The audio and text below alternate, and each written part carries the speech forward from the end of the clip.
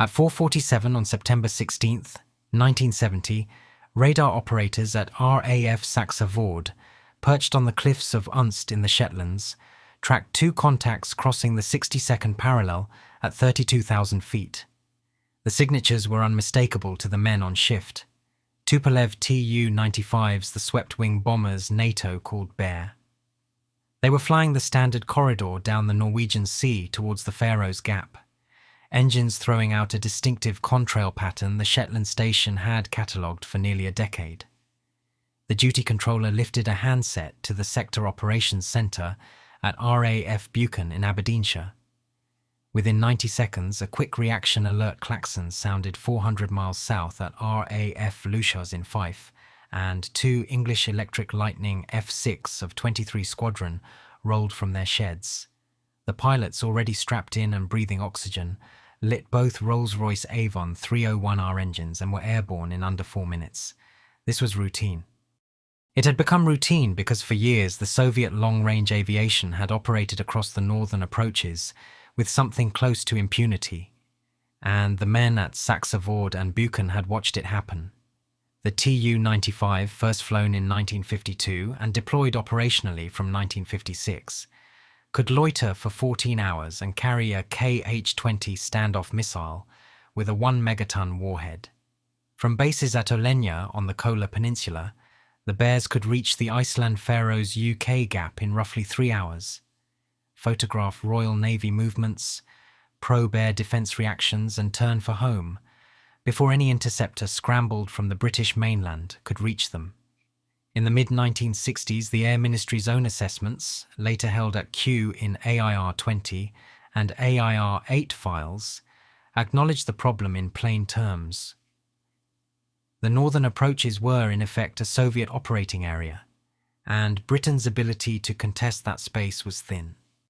The Gloucester Javelin, the RAF's frontline all-weather fighter, until the late 1960s was subsonic, short-legged, and armed with early Firestreak missiles that struggled against high-altitude targets. Fighter Command, absorbed into Strike Command on April 30, 1968, had been dissolving pieces of its Cold War posture even as the threat sharpened. The air defence of the United Kingdom, ADUK in the acronym, heavy prose of the Joint Intelligence Committee, was covered on paper by radar chains and squadrons scattered from Cornwall to the Shetlands. But the reality above the North Sea was different. In the Ministry of Defence, the reality had a name inside the Joint Intelligence Committee's weekly assessments through 1966 and 1967. The interception rate was poor, the warning times were short, and the Soviets knew it. What changed the equation was not a strategy paper. It was an aircraft. The Lightning had been in service since 1960, flown first by 74 Squadron at RAF Coltishall, but only by the F6 variant, introduced from 1965, with enlarged ventral fuel tanks and overwing pylons. Did the RAF have a genuinely credible high-altitude interceptor capable of reaching a Bear at 40,000 feet, within minutes of a Saxe Voord call? By the late 1960s, Luchas and RAF Binbrook in Lincolnshire held Lightning F6 at 15-minute readiness, then 10, then 5.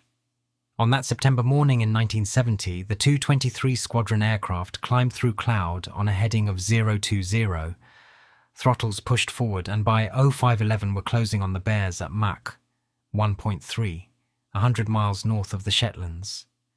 Whitehall did not know it yet, but the geometry of the North Sea was beginning to shift. The shift had begun, in truth, at a conference table in 1947. The Ministry of Supply had issued specification F.23/49, calling for a supersonic research aircraft capable of investigating flight at twice the speed of sound, and English Electric at Warton in Lancashire had been contracted to build it. Their chief designer, W.E.W. Teddy Petter, and after his departure in 1950, his successor, Freddie Page, produced the P.1, a stacked twin Avon configuration with a sharply swept wing that first flew from Boscombe Down on August 4, 1954, with Roland Beamont at the controls.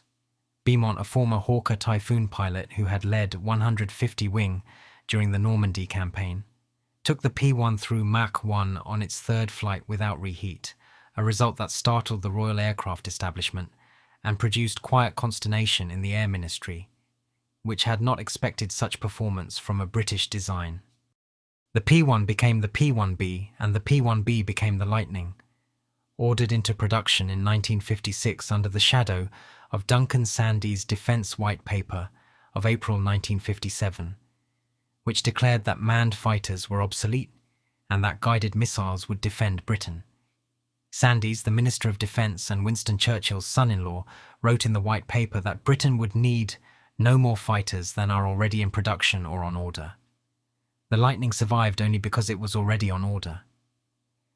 The Bloodhound surface-to-air missile, which Sandys had championed, entered service in 1958 with 264 Squadron at RAF Northcotes in Lincolnshire, and by the mid-1960s a chain of Bloodhound sites ran across eastern England from Rattlesden to Woodhall Spa. But the missiles were static, their coverage was patchy, and the northern approaches where the Bears actually flew lay largely beyond them. What the Bloodhound could not do, the Lightning had to. The 1st Operational Squadron, 74 at Coltishall, worked up on the F-1 through 1960 and 1961, and by 1962 the F-2 was in service with 19 and 92 squadrons at RAF Leconfield in Yorkshire. Pilots discovered an aircraft of extreme performance and extreme limitations. Roland Beamont later described it in his memoirs as the closest thing to strapping yourself to a rocket that any of us had flown. Rate of climb exceeded 20,000 feet per minute. Ceiling in a zoom climb was over 60,000 feet. But endurance was catastrophic. The F-1 could stay airborne for barely 50 minutes without external tanks, and its armament of two 30mm Aden cannon and two Firestreak infrared missiles required the pilot to close within a narrow rear quarter cone. The F.3, introduced in 1964, added the improved red top missile and greater fuel capacity. The F-6 from 1965 was the aircraft the Northern Intercepts demanded. 700-gallon ventral tank, provision for overwing ferry tanks, and an operational radius that finally allowed a Luchars scramble to reach the Iceland Faroes Gap. Group Captain Peter Latham, who commanded 23 Squadron in the late 1960s, recorded in operational reports that the F.6 changed the tempo of the Northern Intercepts almost immediately. Bears that had previously turned for home unmolested were now met, visually, photographed and escorted. The Soviets noticed intercept profiles in long-range aviation records, later examined by Western analysts after 1991, show a marked change from 1966 onwards. Bear crews began flying lower, faster, and with electronic countermeasures active. The Lightning had, for the first time in a decade, forced them to adjust. The adjustment had a cost, and the cost was measured in fuel. A Lightning F-6 launched from Luchars on a northerly QRA intercept had, in operational terms, roughly 40 minutes to complete the mission from wheels up to wheels down. The Avon engines at combat power consumed nearly a ton of avpin and avtur each minute at low altitude, and the sprint to intercept a bear at 32,000 feet routinely burned 3/4 of the internal fuel before the target came into visual range. Pilots of 23 Squadron and, after 1967, 11 Squadron at Luchars developed a technique called the cruise climb sprint profile. Subsonic climb on both engines to 36,000 feet. Cruise on one engine to conserve fuel, then reheat on both for the final closure. The margin between successful intercept and diversion to Kinloss, or Lossiemouth on fumes, was, in pilot logbooks now held at the RAF Museum at Hendon, often less than 400 pounds of fuel. In-flight refueling, which had been trialled with the Vickers Valiant tanker from 1957, transformed the geometry.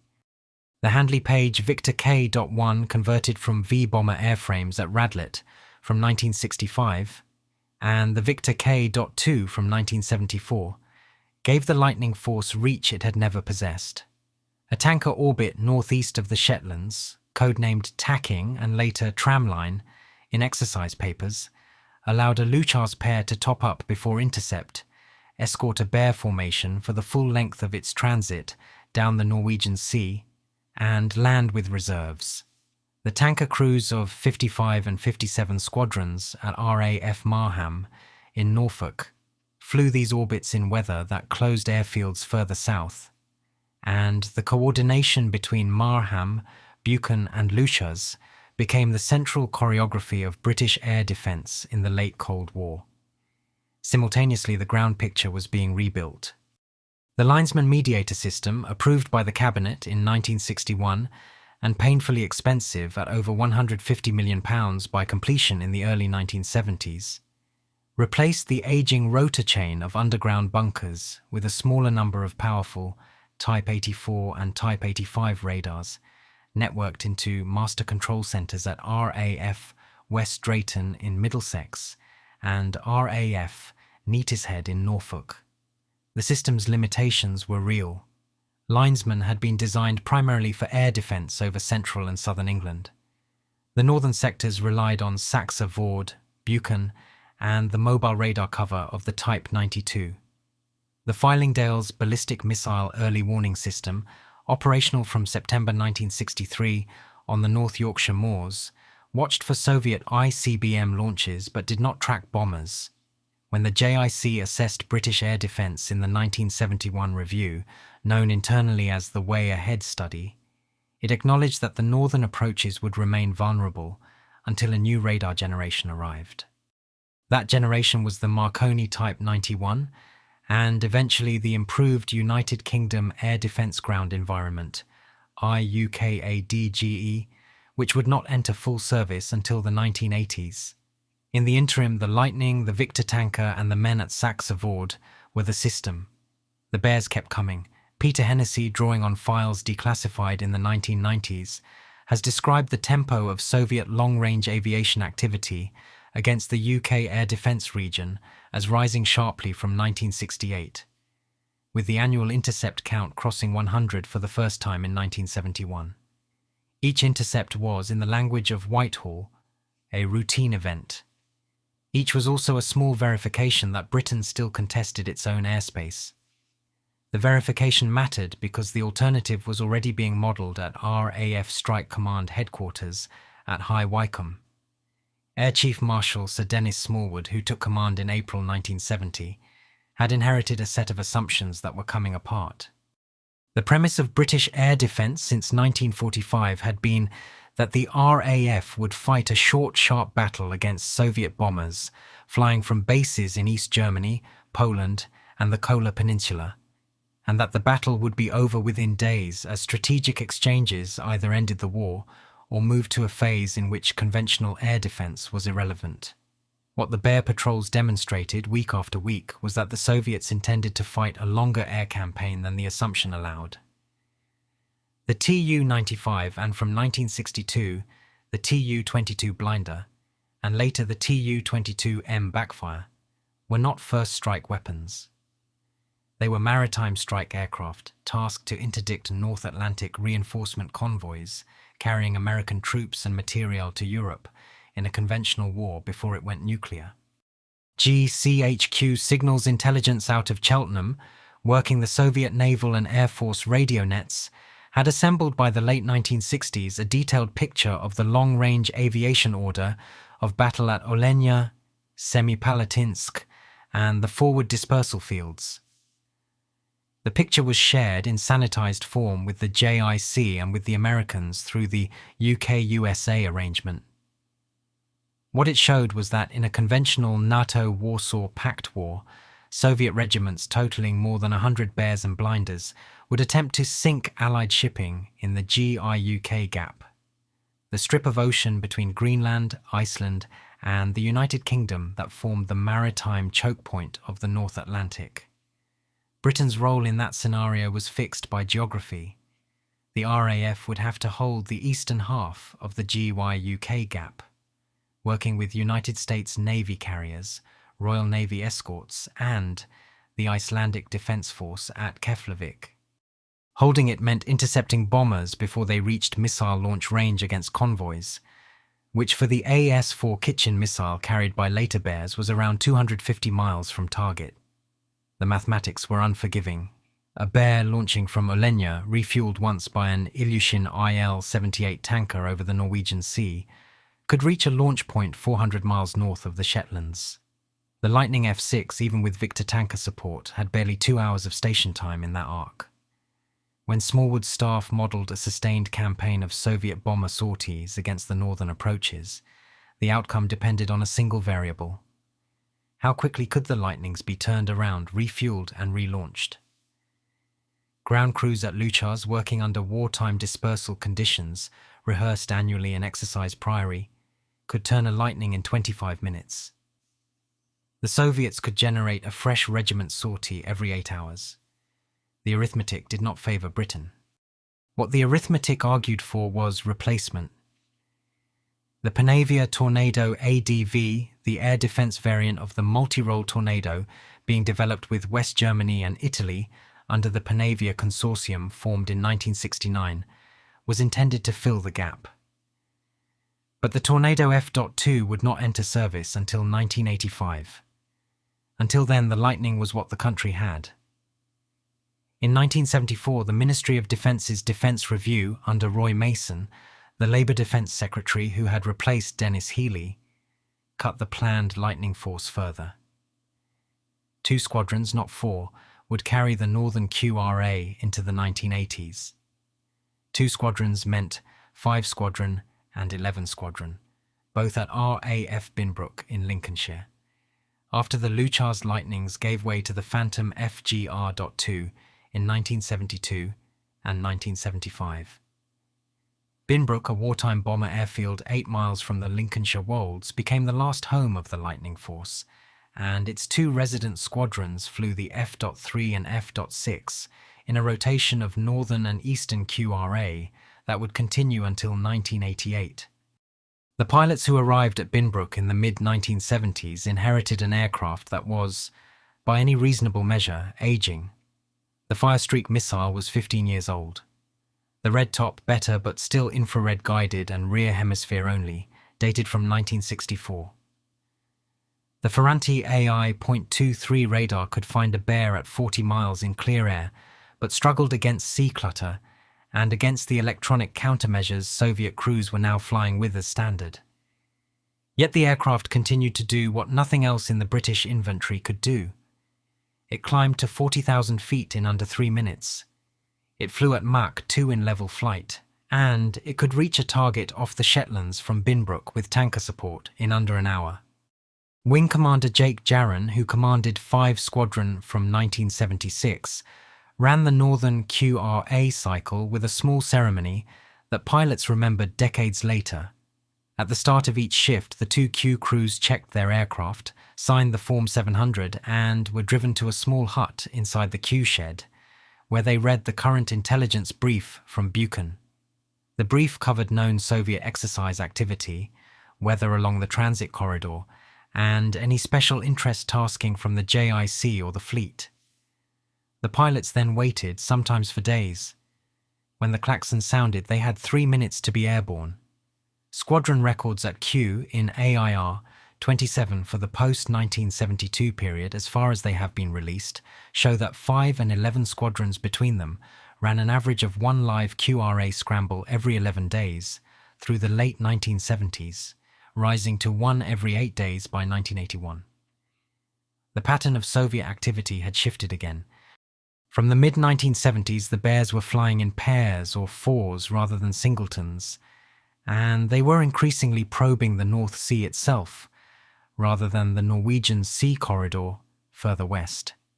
The change reflected a new Soviet naval strategy under Admiral Sergei Gorshkov, whose fleet was pushing surface groups into the Norwegian Sea and using bomber activity as reconnaissance and cover. The Royal Navy's response was Operation Ocean Safari and the annual NATO exercises Northern Wedding and Teamwork, in which lightning intercepts of Bear reconnaissance formations became the visible surface of a deeper undersea and surface contest. On November 8, 1976, two Lightning F-6 from 5 Squadron intercepted a formation of 4 Tu-95RTs, the reconnaissance variant 70 miles east of the Shetlands, during teamwork.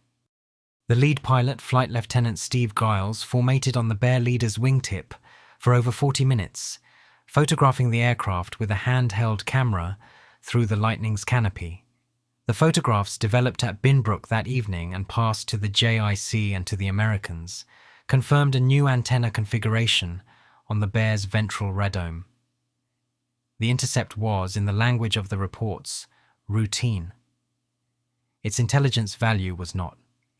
The intelligence value fed a machine that ran continuously through the 1970s and 1980s, and its central node was the Joint Intelligence Committee's Current Intelligence Group on the Soviet Union, which met weekly at 70 Whitehall under the chairmanship first of Sir Percy Craddock and later of others. The group's product, distributed to the Prime Minister, the Chiefs of Staff, and a small circle of ministers, drew on SIS reporting from the continent, GCHQ signals intelligence from Cheltenham and its outstations, Defence Intelligence Staff assessments from the MOD main building, and the raw material of intercepts like Giles's photographs. What the machine produced on the specific question of Soviet long-range aviation was an increasingly detailed picture of an air force in transition. The Tu-95 was being supplemented and, in some regiments, replaced by the Tu-22M backfire, first identified by NATO in 1969 and operational in Soviet service from 1972. The backfire was faster, shorter ranged, and armed with the AS-4 Kitchen air-to-surface missile, and its arrival in the Northern Fleet's aviation regiments changed the JIC's threat assessment for the northern approaches. In September 1977, the JIC issued a paper, JIC 7725, that concluded the backfire made the interception problem harder in two ways. It flew a low-level penetration profile that linesman radar could not always detect at range, and it launched its missiles from standoff distances that put the launch aircraft outside lightning reach even with tanker support. The paper, later declassified and held in CAB 186 at Kew, recommended acceleration of the Tornado F.2 program, and, in the interim, closer coordination between RAF Nimrod maritime patrol aircraft, based at Kinloss and St. Morgan, and the Lightning QRA force. The recommendation ran into the same wall that all Cold War recommendations ran into: money. The Callaghan government, elected in 1976 and running an economy propped up by an IMF loan of £2.3 billion in December of that year, could not accelerate anything. The Chevelin program, the improvement of the Polaris warheads that Dennis Healy had begun in 1974, and that Callaghan continued in secret from most of his cabinet, was consuming the discretionary defence budget. When Margaret Thatcher's government arrived in May 1979, the arithmetic changed, but not immediately. John Nott's 1981 Defence Review, published in June of that year as Command 8288 under the title The Way Forward, made the reductions explicit. The Royal Navy would lose its surface fleet's amphibious capability. The RAF would keep its air defence but would rely on the Tornado F2 when it arrived to do the work that the Lightning was still doing. In the meantime, Binbrook would fly on.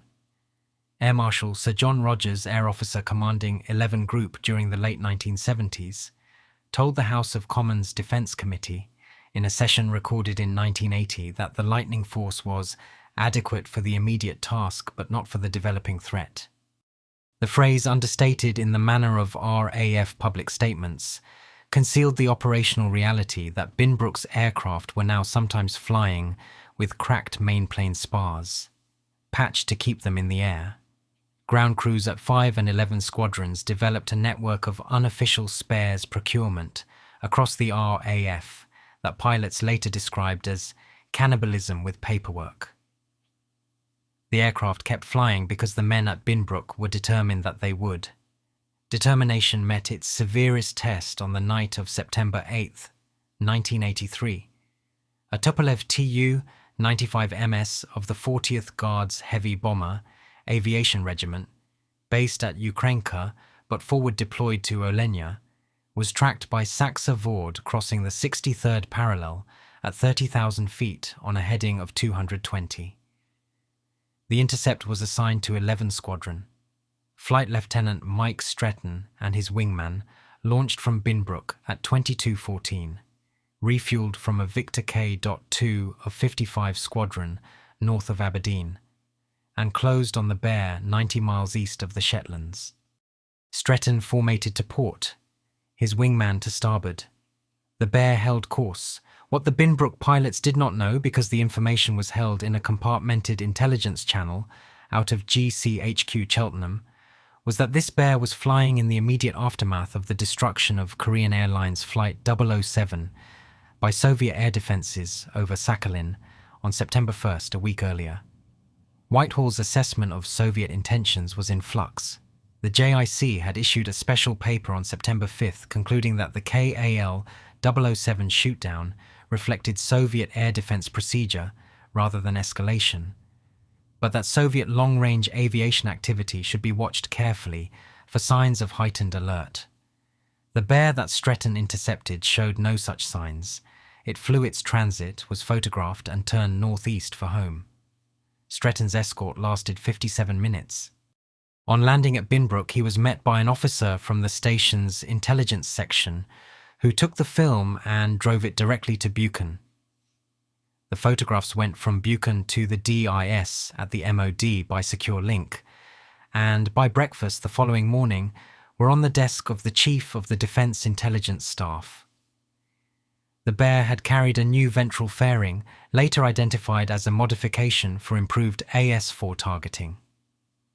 The intercept, one of an estimated 200 flown that year by the Lightning Force, contributed a single data point to an intelligence picture that fed into decisions being taken at the highest levels of British government about the deployment of ground-launched cruise missiles at Greenham Common and Molesworth. Decisions taken by Michael Heseltine as Defence Secretary against a background of public protest. The link between a Binbrook pilot's camera and a cabinet decision on cruise missiles was, in the machinery of the British state, direct. The Chiefs of Staff Committee received the DIS assessment. The JIC weighed it. The Prime Minister was briefed. Thatcher, whose grasp of intelligence detail Peter Hennessy has described as unusually sharp for a post-war Prime Minister, questioned assessments in a way that made JIC chairman nervous. She wanted to know whether the Soviets were probing British reactions in the wake of the American Pershing II and cruise missile deployments announced under the NATO double-track decision of December 12, 1979. The Binbrook photographs and the pattern of Bear activity through the autumn of 1983 suggested to the JIC that the Soviets were watching but not escalating. That assessment, delivered through November as the Able Archer 83 command post exercise, ran across NATO Europe and produced, in the accounts later reconstructed by historians including Gordon Barras and Christopher Andrew, a genuine Soviet fear of Western first strike, sat alongside other assessments that argued for greater caution. The Lightning Force flew on, unaware of the wider frame. Binbrook's job was to intercept. The interpretation happened elsewhere. The interpretation had, by 1985, produced a decision. The Tornado F.3, the improved variant of the F.2, would replace the Lightning in the air defense role, and the transition would begin at RAF Coningsby, 20 miles south of Binbrook, in November of that year. The first F-3S reached 29 Squadron at Coningsby in May 1987. 5 Squadron at Binbrook, re-equipped with the Tornado F-3 in December 1987, and 11 Squadron followed in April 1988. On April 30th, 1988, the last operational Lightning F-6 sortie was flown from Binbrook by Wing Commander Jake Jarron, who had commanded 5 Squadron a decade earlier, and returned to command the station for its final year. Jarron flew the sortie in XS-904, a Lightning that had first entered service in 1966. He climbed to 40,000 feet over the North Sea, ran the aircraft to Mach 1.9 in a straight and level dash, and returned to Binbrook to a small ceremony in the officers' mess. The station closed as an operational fighter base on June 30th, 1988. Its dispersal stood empty. The Bears kept coming, but now they were met by Tornado F.3s of 29 and 5 and 11 squadrons, aircraft with pulse Doppler radar, semi-active radar-homing Skyflash missiles, and a two-man crew with a dedicated navigator to work the systems. The tempo of the intercepts changed only in equipment, not in principle. The Lightning had held the line for 28 years and had done so in the last decade of its service, in an aircraft that its designers had not intended to still be flying. What it had achieved, measured against the JIC's own assessments of the 1960s, was the recovery of contested airspace. The northern approaches were no longer a Soviet operating area. Bears still flew them, but they flew them knowing that a Binbrook pair, or later a Coningsby pair, would meet them east of the Shetlands and escort them home. The GCHQ signals traffic through the 1980s recorded Soviet crews cursing British interceptors on the long-range aviation training nets, complaints that reached the JIC through Cheltenham's Soviet section and were quietly circulated in the weekly intelligence summary. Peter Hennessy, writing later on the machinery of the British Cold War state, argued that the routine intercepts of the northern approaches were, in aggregate, one of the most successful sustained operations of the entire period. A small force of aging aircraft flown by a small cadre of pilots, holding an area of sea and sky that mattered to the wider Atlantic defense. When the Soviet Union dissolved on December 26, 1991, the long-range aviation regiments at Olenia were reduced within 18 months to a fraction of their former strength. The AS-4 missiles were withdrawn. The Bears that continued to fly did so as national symbols rather than operational threats, at least for a decade. The Binbrook squadrons were themselves reduced under the 1990 Options for Change review. 5 squadrons survived, 11 squadrons survived. The Lightning did not. XS 904 is now displayed at the RAF Museum at Cosford.